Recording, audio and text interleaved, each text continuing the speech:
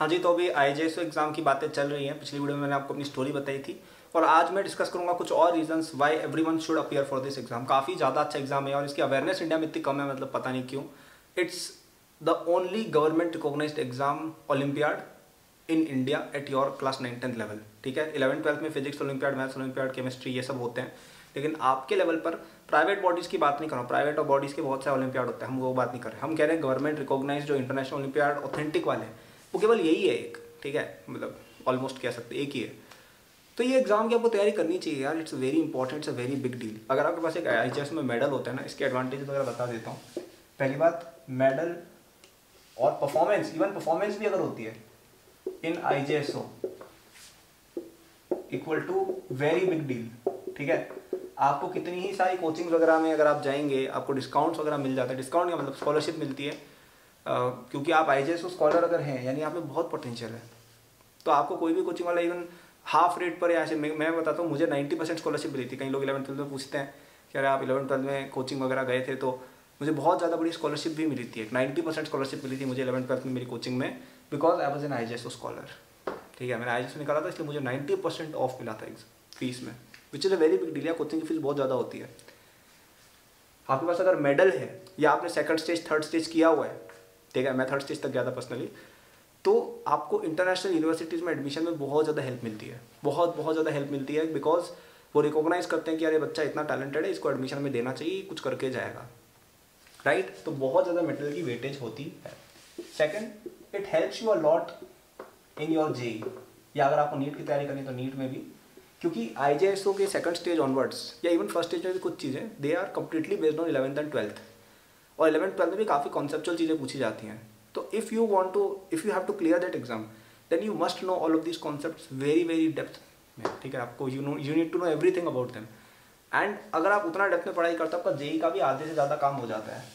ठीक है, और नीट का तो हो ही जाता है, बिकॉज आईजेएसओ में सिलेबस में फिजिक्स, केमिस्ट्री और बायो आती है, अब मैथ्स नहीं आती है। मैथ्स तो पहले भी कम ही आती थी, तो नीट के लिए तो बिल्कुल परफेक्ट है, और जेई के लिए तो है ही है। जेई के लिए बस मैथ्स एक्स्ट्रा पढ़नी है, जो हो जाएगी, मैथ्स हो जाती है कितनी बड़ी थी, it's not a big deal. मतलब मैथ्स हो जाएगी, अगर आप आईजेएसओ क्लियर करने वाले बच्चे हो, मैथ्स आपसे हो जाएगी। Okay, it is also very big deal, क्योंकि 9-10 में हमें क्या चाहिए होता है, देखो हम जेई की अगर आइसोलेटेड प्रिपरेशन करते हैं तो हमें अच्छा ही लगता है कि यार क्या पढ़ रहे हैं, क्यों पढ़ रहे हैं।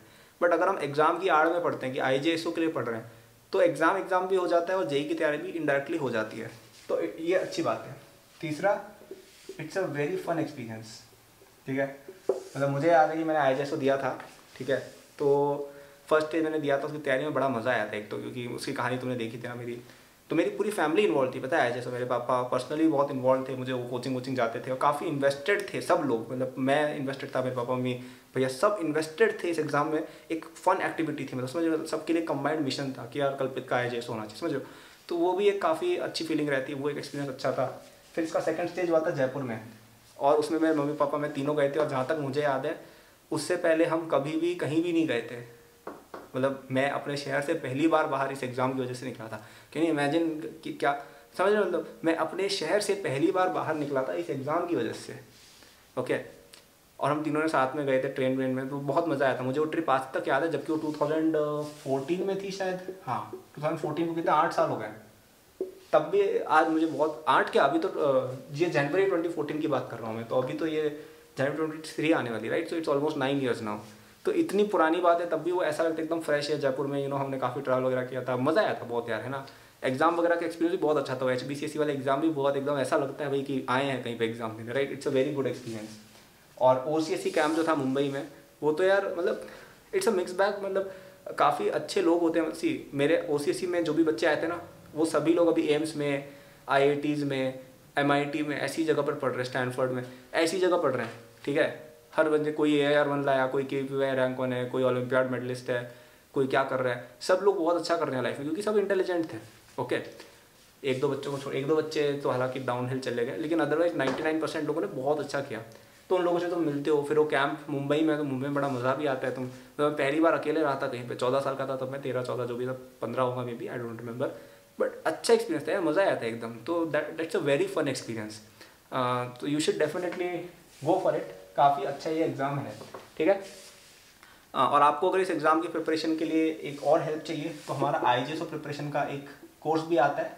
ठीक है, जिसपे up till 7 November up to 50% discount है। ठीक है, इस कोर्स में सब कुछ है तुम्हें IGSO के लिए चाहिए। हम 9th 10th बेसिक से शुरू करते हैं एकदम, फिर उसको 11th 12th लेवल पर लेके जाते हैं ताकि आप IGSO का कवरेज पूरा अच्छे से कर लें। तो ये तीनों पॉइंट्स उसके अंदर कवर आपके हो जाएंगे। ठीक है, इट हैज़ DPP टेस्ट सब कुछ जो भी चाहिए, क्योंकि देखो मैंने खुद IGSO एग्जाम क्लियर किया हुआ है तो मुझे पता है बच्चे को क्या चाहिए होता है।